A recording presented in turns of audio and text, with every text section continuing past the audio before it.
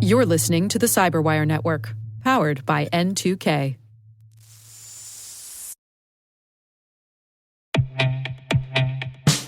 And now a word from our sponsor, SpyCloud.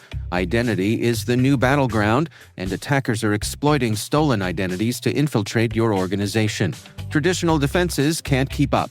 SpyCloud's holistic identity threat protection helps security teams uncover and automatically remediate hidden exposures across your users, from breaches, malware, and phishing to neutralize identity-based threats like account takeover, fraud, and ransomware.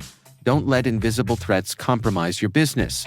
Get your free corporate darknet exposure report at spycloud.com/cyberwire and see what attackers already know. That's spycloud.com/cyberwire.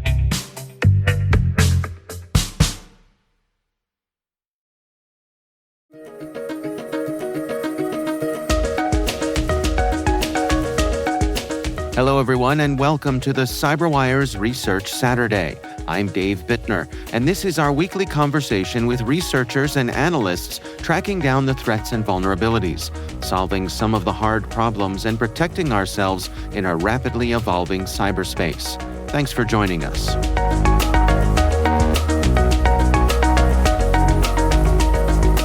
So they were looking at PC Manager and noticed that the SaaS tokens that allowed access to the cloud resources were overly permissive. So as they dug into it, they found that they could have allowed attackers to either retrieve sensitive data in an information disclosure or manipulate sensitive data in kind of a spoofing attack. That's Dustin Childs, head of threat awareness with Trend Micro's Zero Day Initiative. The research we're discussing today is titled ZDI 231527 and ZDI 231528, the potential impact of overly permissive SaaS tokens on PC Manager supply chains.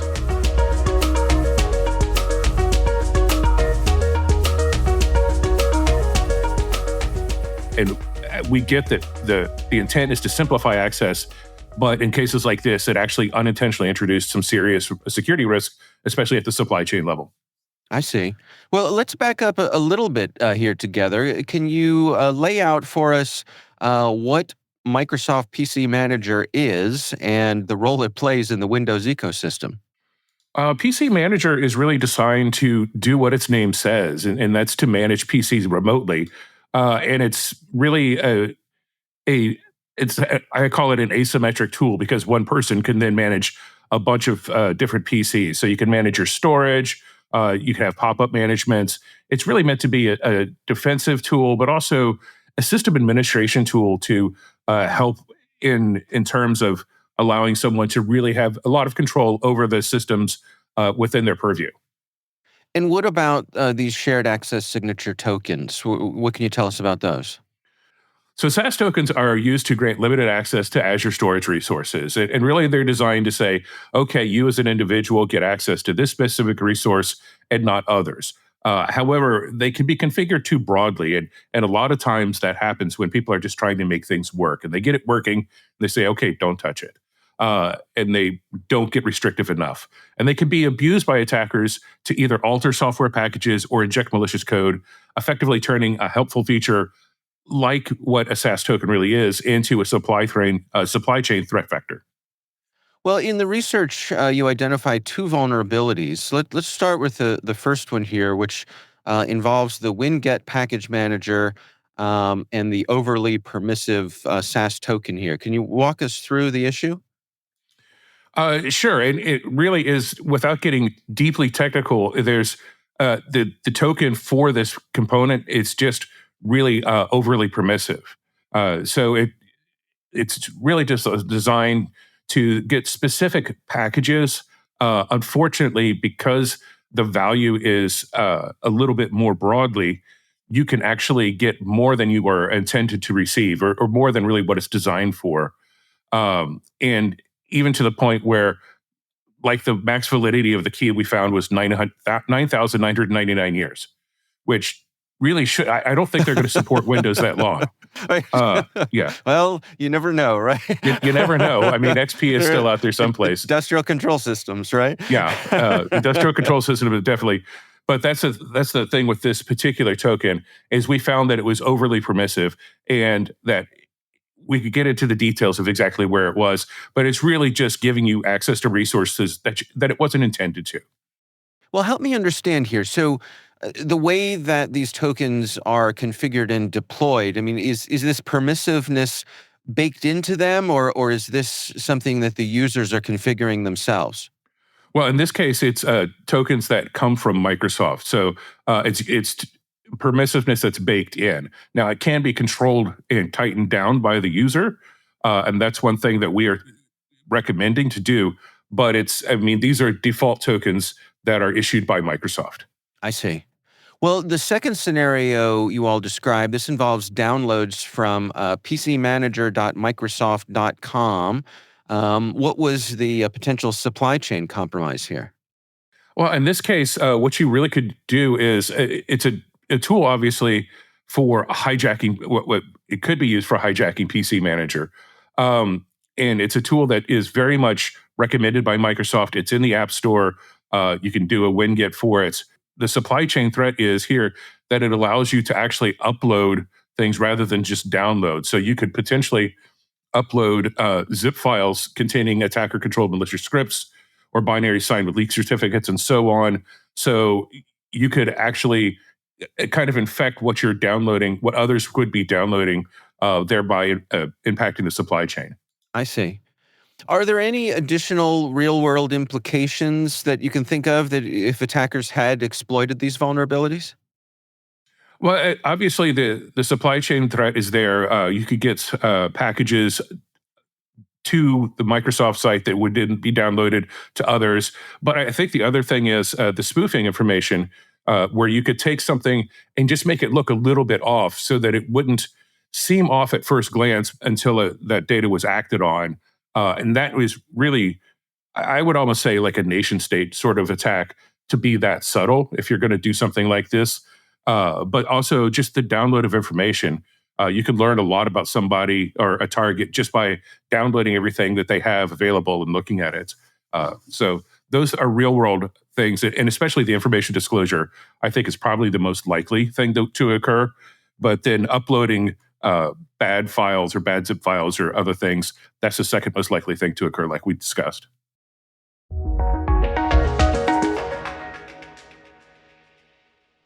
We'll be right back. Hey everybody, Dave here. I've talked about Delete Me before, and I'm still using it because it still works. It's been a few months now, and I'm just as impressed today as I was when I signed up. Delete Me keeps finding and removing my personal information from data broker sites, and they keep me updated with detailed reports, so I know exactly what's been taken down. I'm genuinely relieved knowing my privacy isn't something I have to worry about every day. The Delete Me team handles everything. It's the set it and forget it peace of mind. And it's not just for individuals. Delete Me also offers solutions for businesses, helping companies protect their employees' personal information and reduce exposure to social engineering and phishing threats. And right now, our listeners get a special deal, 20% off your Delete Me plan. Just go to joindeleteme.com/N2K and use promo code N2K at checkout. That's joindeleteme.com/N2K, code N2K.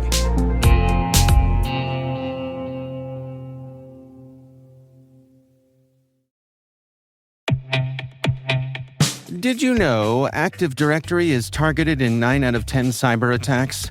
Once attackers get in, they can take control of your entire network. That's why Sempris created Purple Knight, the free security assessment tool that scans your Active Directory for hundreds of vulnerabilities and shows you how to fix them. Join thousands of IT pros using Purple Knight to stay ahead of threats. Download it now at sempris.com/purple-knight. That's sempris.com/purple-knight.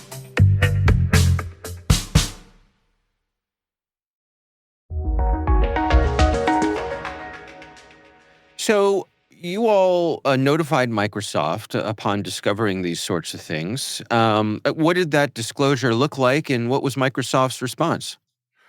So we disclose a lot of things to Microsoft, and we literally disclose 100 plus things to Microsoft every year. So we're very familiar with their process, and they're very familiar with us. So it goes the same way where we contact the MSRC, that's the Microsoft Security Response Center. We hand them our report and say, "This is our problem. This is what we have found in our research." And they say, "Okay, we'll open a case." The first thing they do. I used to work at Microsoft as well, so I know this from both sides. Ah, They reproduce the issue and verify it, and then begin working on a fix. In this case, since the fix is really an online service, we reported it at the end of September, and about a week later, they were able to address the vulnerability through an online service update. yeah. I mean, It usually takes 90 to 120 days when we're talking about software vulnerabilities, like something in Word or Windows or Excel, that sort of thing. But online services, they're usually able to address within a week or two. Like I said, it was about a week for this one. oh, that's interesting. My next question was going to be, how do folks calibrate their expectations when having an exchange like this from Microsoft? But it seems, certainly in this case, the response was pretty reasonable. Yes, we think so. And Microsoft is a very mature program. They've been doing this since the early 2000s. The MSRC has existed, but that's not true of every vendor in every sector. For example, certain sectors like IoT, since you mentioned it before, are very what I would call immature in the response process, and their response takes much longer. It is not as mature as the Microsofts, the Apples, the Googles, etc. Okay. Well, for organizations who are relying on cloud storage and distribution, what are the lessons here that we can learn regarding access controls and token permissions? Yeah, I think the biggest thing is that well, always look for the privilege of least privilege. The principle of least privilege. Give permissions absolutely only necessary for what you're doing for that task. But I think the other thing to note is there's a lot of configurations, there's a lot of settings in these cloud services that are easy to misunderstand. And I don't want to put that on the end user because Microsoft and these other cloud service providers are also misunderstanding some of these things in some of their own products and services. So it definitely is one of the things where you need to understand that there's definitely problems in that cloud is not a panacea and it's not automatically safe. You need to really understand the controls, you need to understand the options, and you need to understand the setup of a particular cloud service that you're using to ensure that it actually is secure. Do you have any tips, any words of wisdom in terms of best practices for organizations looking to secure their supply chains against these sorts of things? Well, yeah, definitely. And this sounds so simple and it's so silly, but the best thing you can do is make sure that you're up to date on your security patches.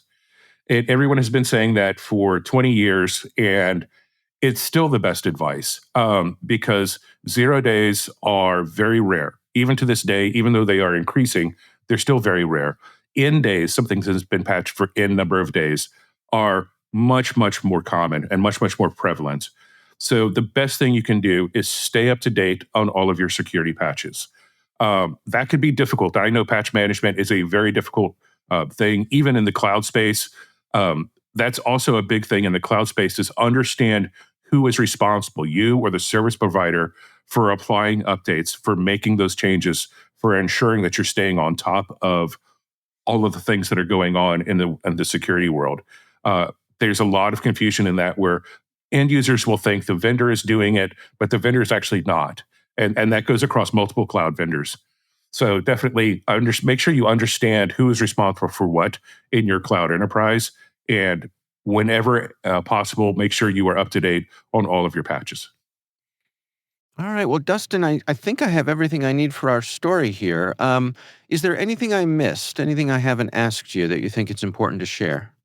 Well, I mean, you touched on it a little bit, and I just think the concept of coordinated disclosure is really important, both for security researchers, security vendors, and software providers themselves.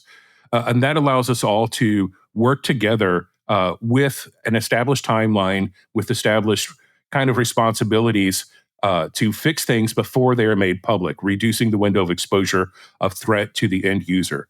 Obviously, we want to make sure our research is put out there and known, and we want to, show that we have great researchers, but we also don't want to put end users at risk. And that's why coordinated disclosure, it works so well for us, because when we contact Microsoft, they know what we are going to do and we know what they are going to do. So we work together to actually address these security problems before they're exploited by the threat actors and the really bad guys. So that to me is one area where this really shows how coordinated disclosure worked and worked well.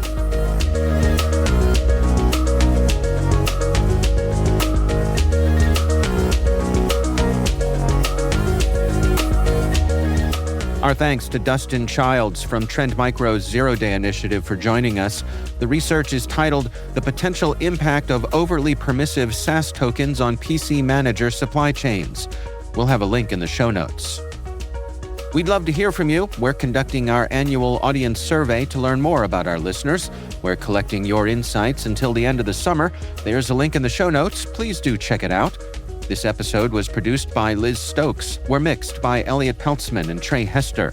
Our executive producer is Jennifer Eiben. Peter Kilpie is our publisher, and I'm Dave Bittner. Thanks for listening. We'll see you back here next time.